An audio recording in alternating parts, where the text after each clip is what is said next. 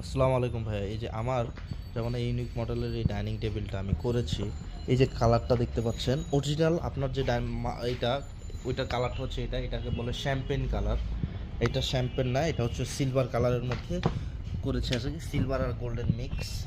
এই যে কাঠটা দেখতে পাচ্ছেন, এটা আমি করেছি হচ্ছে ভাইয়া ইয়ের উপরে, ওই যে আপনার মেহগনি কাঠের উপরে করেছি, যেটা আপনার কখনো কিছু হবে না। এই জন্য এই কালারটা আমি এভাবে করেছি, এটা দেখানোর জন্য। এই হচ্ছে ডাইনিং টেবিলটা এটা। আবার এই যে মেহগনি কাঠগুলোতে আমরা নর্মালি এই যে কাঠের কালারও করি, এটা হচ্ছে মেহগনি কাঠ, এই কাঠের কালারটাও আমরা করে থাকি। এটা হচ্ছে মার্বেল ডাইনিং টেবিল, কাঠের কালারটাও আমরা করে থাকি। তো এইটা হচ্ছে বিষয়। নর্মালি যদি সেগুন কাঠ হয় তাহলে আপনার কালারটা এই যেমন হবে, এই কাঠের কালার হবে। এখন আপনার চয়েসটা টোটালি ব্যতিক্রম, আমি যেটা বুঝতে পারলাম আপনার কথা অনুযায়ী।